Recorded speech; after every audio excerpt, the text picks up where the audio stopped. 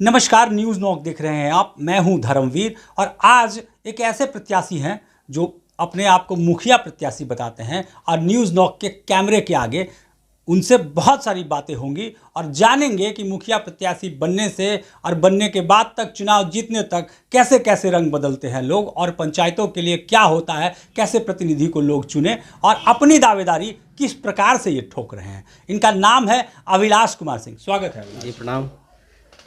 तो अभिलाष जी एक युवा चेहरा है और कसरर बेलवाला पंचायत है ये, और ये गौराबुराम में पड़ता है। ये बहुत महत्वपूर्ण पंचायत है और यहाँ पर जो है जिम्मेदारी भी जनप्रतिनिधियों की बहुत ही महत्वपूर्ण है। और शुरुआत के दौर से ही ये जो पंचायत है ये राजनीति का बहुत बड़ा केंद्र रहा है। ऐसे में अपना ताल ठोक रहे हैं, बहुत कम उम्र के युवा प्रत्याशी हैं। बताइए, अगर आप इस पंचायत से चुनकर आते हैं मुखिया बतौर, तो पहला प्राथमिकी आप क्या हो? देखिए, सबसे पहला बात, हम आते हैं, अगर चुन के आते हैं जनता के आशीर्वाद से, जब हम चुन के अपनी इस पंचायत में आते हैं तो मेरा जो पहला काम है, सबका एक शेड्यूल बना हुआ है। देखिए, यहाँ पे क्या है कि पहले तो रास्ता, शिक्षा और स्वास्थ्य के लिए क्या होता है कि देखिए, रास्ता अगर सही नहीं, अगर आपको रात को इमरजेंसी हो जाता है तो आपको बहुत परेशानी हो के जाना पड़ता है वहाँ पे, तो उसके लिए रास्ता सही होना चाहिए। शिक्षा क्या, हमारे पूरा अपना फ्यूचर निर्धारित होता है कि आपका जो स्टार्टिंग हो रहा है, उत्पत्ति जहाँ से हो रही है, जैसे ही आप छोटे से जब बड़े हुए, जब पहली में गए, दूसरी में गए, तीसरी में गए, चले गए, उसके बाद क्या होता है कि जहाँ से गए उस क्या करते हैं कि तीसरी चौथी जाते जाते आप बच्चा आपका प्राइवेट स्कूल में एडमिशन आप करवा देते हैं। ठीक है, अगर आपका गवर्नमेंट स्कूल है, जो भी है गवर्नमेंट स्कूल, सही से वहाँ पे शिक्षा मिले, सब कुछ मिले, सब कुछ सही देख रेख हो। अगर मान लीजिए जो भी ग्राम के प्रधान होते हैं, जिसको मुखिया बोलते हैं आप, प्रधान होते हैं, अगर वो अपने देख रेख में, उनको उतना पावर रहता है कि वो जाके अपना स्कूल को निरीक्षण कर सकते हैं कि मेरे स्कूल में क्या हो रहा है, नहीं हो रहा है। ठीक है, अन्यथा जो भी जो चल रहा है कर रहे हैं, मगर इतना तो जाके कम से कम बनता है कि जाके देखें शिक्षा व्यवस्था सही है कि नहीं। मतलब अगर जागरूक मुखिया होगा तो जो भी व्यवस्थाएं सरकार के तरफ से वहां तक पहुंच रही हैं कि नहीं पहुंच रही है, बच्चों में सही से बट रहा है कि नहीं, बच्चों को सही लाभ हो रहा है कि नहीं, उसके गार्जियन का जो सोच है वो वहां पर इम्प्लीमेंट हो रहा है कि नहीं, तो ये मुखिया की जिम्मेदारी हो जाती है। वो चाहें तो कर सकते हैं, लेकिन युवा चेहरा होने के नाते आपकी अलग से क्या प्राथमिकताएं हैं?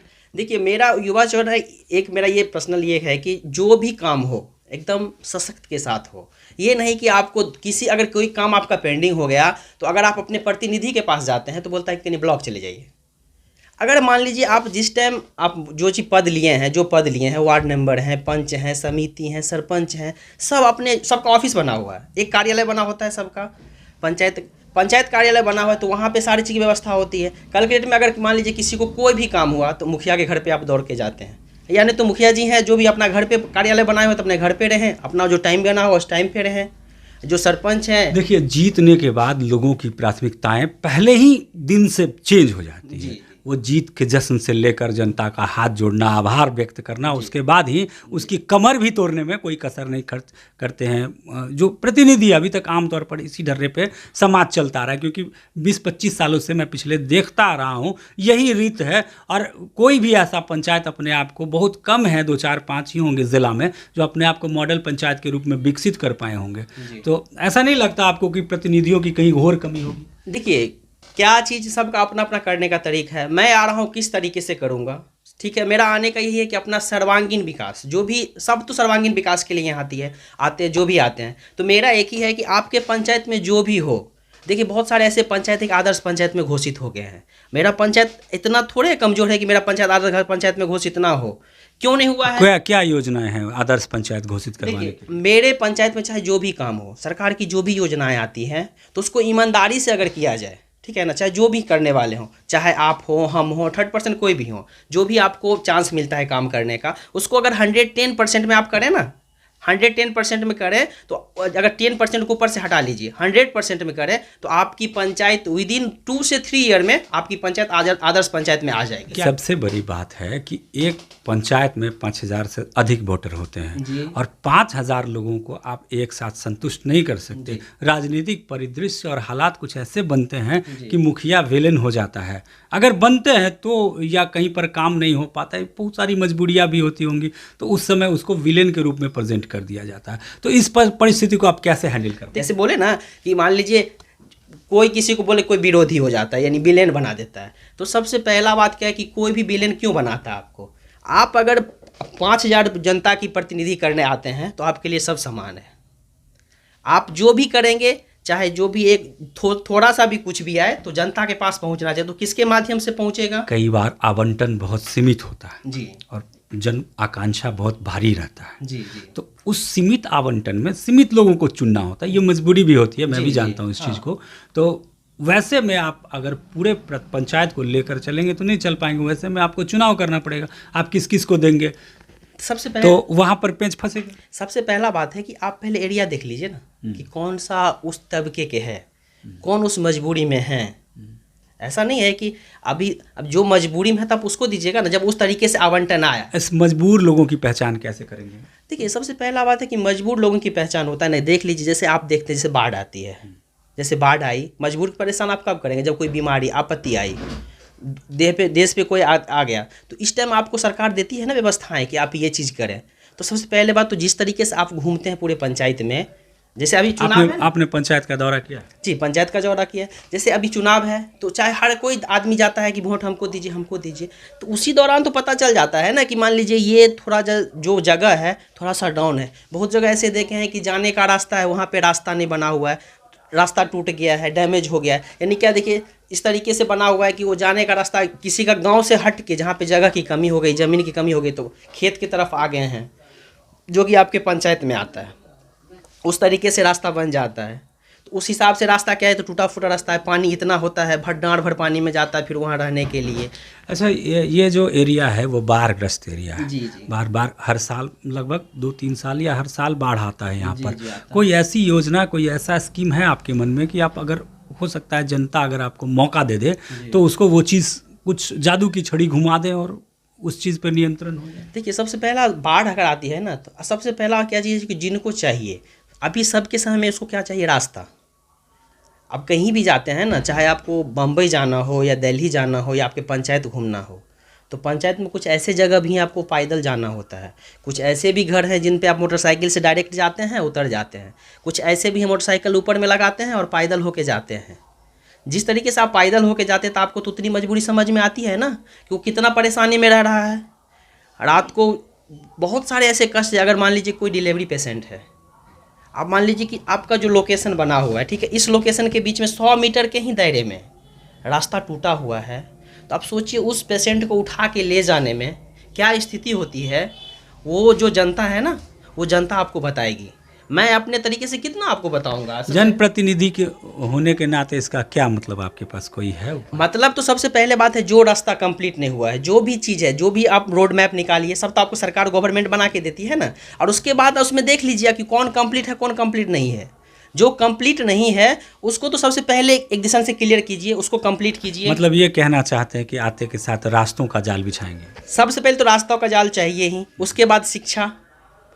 नहीं, शिक्षा तो है ही, शिक्षा के लिए सरकार भी प्रयासरत है और पंचायत भी प्रयासरत रहती है, लेकिन सबसे बड़ी समस्या लोगों के बीच में आती है कि घरों से जो निकलने वाला पानी होता है उसका समुचित जो है निराकरण नहीं हो पाता, जिसके कारण पानी सड़कों पे लग जाता है और वो सड़क को क्षतिग्रस्त पूरी तरह से करता है और लोगों को भी बहुत सारी परेशानियों का सामना करना पड़ता है। तो नाली वाली जैसा स्कीम कुछ सोचे हैं मन में? देखिए, जो भी रास्ता बनाओ, नाली है तो नाली को एक पहले तो जोड़ने का, सबसे पहले एक बिहार के पंचायत के मुखिया को ही नहीं ध्यान देना चाहिए। हमारे जो देश, हमारे विधायक हुए, हमारे सांसद हैं, सांसद को भी आना चाहिए क्षेत्र में। देखिए, बतौर मुखिया की सबसे बड़ी जिम्मेदारी है सांसद को बुलाएं, ना हो तो घेराव कर दे, सांसद को बुलाएं, विधायक को बुलाएं, घेराव करे, जनता को लेकर सड़क पर उतरे, ये मुखिया की जिम्मेदारी है। और मुझे लगता है कि अभी वर्तमान सिनेरियो में बहुत कम ऐसे मुखिया होंगे जो इस तरीके का कार्य करते, जनता को लेकर चलते हैं। या मुझे ये नहीं लगता कि शायद जनता ही मुखिया के साथ खड़ी ना हो।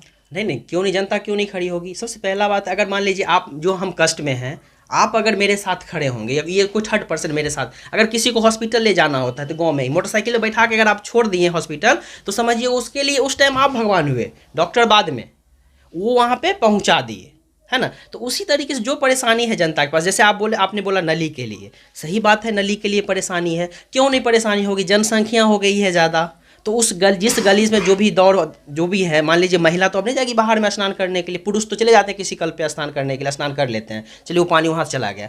मगर जब हमारे पंचायत में हर जगह आप जितना भी शहर ले लीजिए, चाहे कोई भी शहर में, पूरा नाला तो किस पे, नाला पे ही सड़क बना हुआ है ना। अगर सही सलामत से बन जाए पूरा नाला, सड़क पे, नाला पे सड़क बन जाए तो मेरा 2 काम हो जाएगा, सड़क वाला काम भी हो जाएगा और हर घर को हम क्या करेंगे, नाला से जोड़ देंगे।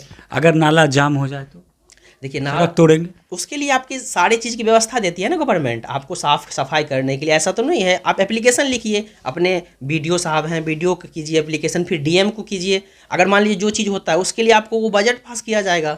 अगर नगर निगम में कोई काम होता है उसके लिए तो नगर निगम पदाधिकारी होते हैं कई ना। जगह क्या होता है, नाली भी बना होता है ना, बाकायदा नाली बना है, लेकिन नाली के पानी को गिराएंगे कहाँ, इस बात का ठिकाना ही नहीं मिलता। बड़े सड़क नीचे हो जाता है, नालियाँ ऊपर हो जाती है, नालियों में सड़क हो जाता है, सड़क पे नाली बहती है। जी बस यही है। देखिए सबका क्या है ना कि कम्युनिकेशन सिस्टम होता है।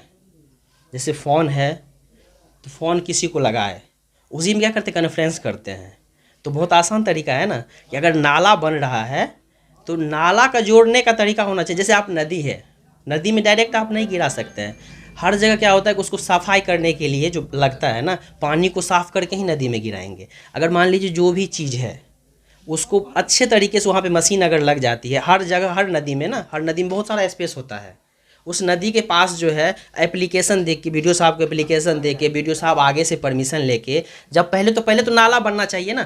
पहले तो धरती पे आए तब तो बड़ा करने का सोचेंगे ना, पहले तो नाला बन जाए और नाला को जोड़ने के लिए एक रोड मैप बना लें कि हम नाला किधर से किधर उठाएंगे, किधर से किधर निकालेंगे और किधर से किधर जोड़ेंगे। तो उसके लिए क्या होगा कि जब पंचायत की जनता को भी साथ देना होता है। क्या होता है कभी कभी ये देखने को ऑब्जेक्शन मिलता होगा कि आप जैसे मेरा जमीन, मेरे अति घर के पास आप नहीं खून सकते हैं, मेरा ये टूट जाएगा, वो टूट जाएगा। ठीक है, तो आपने सबसे मान लीजिए उनका घर टूट जाएगा, उनका प्राइवेट ज़मीन है, ठीक है, प्राइवेट ज़मीन को आप नहीं छेड़ सकते हैं। मगर रोड जो नाला बना हुआ है, आप एक दिन में 5 डेग ही बनाएं, उसको फिनिश करते हुए निकलें। ये नहीं कि आप क्या किए, खून लिए, पूरे रोड को खून दिए, ऐसे करते कि आप काम भी नहीं करते कि बढ़ते चले गए। तो क्या कीजिए, जैसे ही आपको बढ़ना ही है तो दिन भर में अगर आप देख लीजिए, टारगेट बना लीजिए। अगर काम करते हैं, नाला बनाते हैं, तो दिन भर में एक टारगेट बना लीजिए कि हमको 50 मीटर, 20 मीटर, 30 मीटर नाला बनाना है और उसको फिनिश करना है। अगर एक बार सही से वो फिनिश हो जाए तो बार बार वो टूटती नहीं है।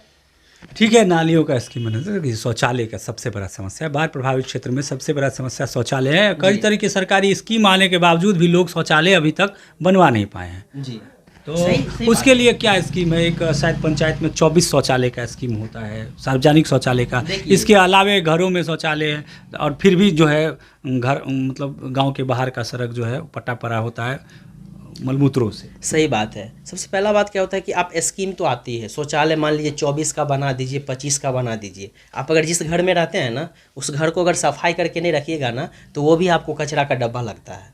तो क्या है कि 24 तो बन जाता है, 24 शौचालय तो बन जाता है 24 ठो, मगर उसकी सफाई नहीं हो पाती है, सही से उसका रख रखाव नहीं हो पाता है, देख रेख नहीं हो पाता है। अगर जिसकी जिम्मेदारी रहती है, अगर 5 साल मैं हूँ ना, अगर 5 साल में अगर आप लोग सबकी जनता के आशीर्वाद से मैं आता हूँ, चाहे जो भी स्कीम आएगी उसकी मैं सही से देखभाल करूँगा, तो ये नौबत नहीं आएगी कि उसको गंदगी पे फैल जाएगा। और कोई किसी को शौक नहीं होता है कि सड़क पे जाके बैठे। देखिए, बतौर मुखिया बहुत बड़ी जिम्मेदारी होती है, लोगों से घिरा रहना पड़ता है, 24 घंटे काम करना पड़ता है।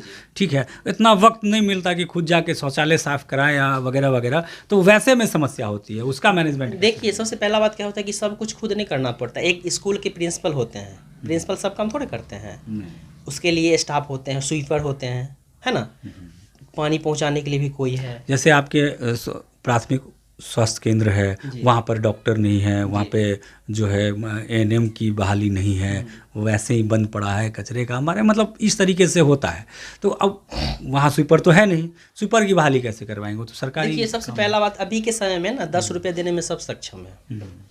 आप मान लीजिए वहाँ पे व्यवस्था कर देते हैं, चाहे एक एएनएम है, जीएनएम है, ठीक है ना, जो कोई भी अपने पंचायत, मान लीजिए अपना सीएससी पीएससी के डॉक्टर होते हैं, अगर डॉक्टर साहब के पास जो सीएससी के प्रभारी होते हैं, अगर प्रभारी साहब के पास एप्लीकेशन जाएं, तो ऐसे नहीं कि प्रभारी साहब नहीं सुनेंगे, प्रभारी साहब जरूर सुनेंगे। सप्ताह में ही 2 दिन डॉक्टर की वहाँ पे रहेंगे, मगर एएनएम जीएनएम जो भी हैं, एएनएम वहाँ पे परमानेंट रहेंगे। कैसे रहेंगे? जैसे कोई भी चीज़ होता है तो उसका सारा शेड्यूल बना हुआ है।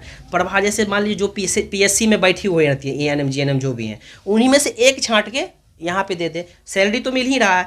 मेंशन हो जाता है प्रभारी साहब के पास, प्रभारी सर के पास मेंशन हो जाता है कि साफ सफाई की समस्या होती है, स्वीपर की समस्या कैसे सॉल्व करें? स्वीपर की समस्या सॉल्व हो जाएगी। जहाँ पे जो भी आपको काम करने वाले हैं, जिस पंचायत में आप जिस लैटरिन में, वहाँ पे लैटरिन बना हुआ है, ठीक है ना, कोई दिक्कत नहीं। महीने में ना कोई सी सैलरी होता है 3,000 3,500 4,000 रुपये की सैलरी होती है। एक आदमी जो है, सिर्फ समझ लीजिए हम वहाँ पे परिवार, अगर मान लीजिए हमको गवर्नमेंट वहाँ पे स्कीम नहीं दे रही है, थोड़ी देर के लिए गवर्नमेंट स्कीम देती ही है, नहीं दे रही है, तो हम क्या करेंगे, वहाँ पे अगर 100 घर है, 100 घर से हम क्या करेंगे, सिर्फ 50 रुपया बांध देंगे। आज के समय में सब 50 रुपये देने में सक्षम है। अगर हम 50 रुपया बांध देंगे कि देखिए अंकल या चाची जो भी हैं, दादी जो भी हैं, 50 रुपया महीना के लास्ट में, ठीक है ना, जो बना हुआ है 50 रुपया महीना के लास्ट में अगर मिल जाता है, तो उस हिसाब से क्या होगा कि महीने का कितना हो गया, 100 घर का 5,000 रुपया तो हो गया। तो जो एक चाहिए स्वीपर की सैलरी, वो तो सैलरी आ गई, रख रखाव हो गया। स्वीपर का क्या काम है, मॉर्निंग में आया, जैसे ही पूरा चीज़ सब निवृत्त खत्म हुआ तो उसको सफाई करके लॉक करके फिर चला गया। फिर बचा शाम का, जो एक टाइम, सबका टाइम टेबल बना हुआ है, एक इमरजेंसी के लिए ओपन रहेगा, 2-4 इमरजेंसी के लिए ओपन रहेगा, जिनको जाना है अपना सही सलामत बता दिया जाएगा, उस हिसाब से अपना। चलिए ये तो हो गया, ये तो आपके मुखिया बनने के बाद की कहानी है। आप ये करेंगे, मुखिया बन जाएंगे, तब बनने के लिए क्या क्या कर रहे हैं? देखिए बनने के लिए जो भी है मैं अपना जो भी चीज़ है सामने वाले को समझाना, मैं क्या करूँगा नहीं करूँगा, सबसे पहला बात है। उस तरीके से आपकी जनता आपसे कितना खुश हो रहे हैं। मेरे लिए सबसे पॉजिटिव पॉइंट यही है कि हम किसी से मिलते हैं तो वो खुश होते हैं, तो मेरे लिए सबसे बड़ी बात है। देखिए सबसे बड़ी बात है कि धनबल मायने रखता है, बाहुबल भी मायने रखता है।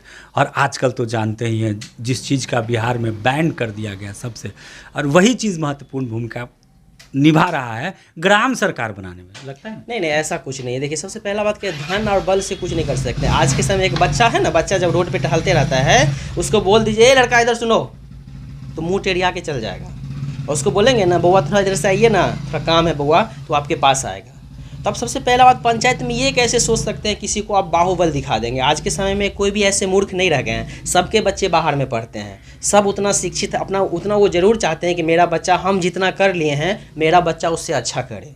तो धन बल और बाहुबल से ऐसा कुछ नहीं होता। जो काम प्यार से होता है ना, वो धन बल बाहुबल से नहीं होता है। भले ही थोड़े प्यार से आप हैंडल करेंगे, बहुत सारे लोग हैं, धनबल वाले भी हैं, बाहुबल वाले भी हैं, कोशिश करेंगे, करते हैं। ना ऐसा कुछ नहीं, ऐसा कुछ इस चीज़ को आप नकार नहीं सकते। देखिए सबसे पहला बात क्या है कि जब आप एक हाथ में 5 उंगली है ना, जब एक हाथ में 5 उंगली है तो उंगली बराबर नहीं है ना।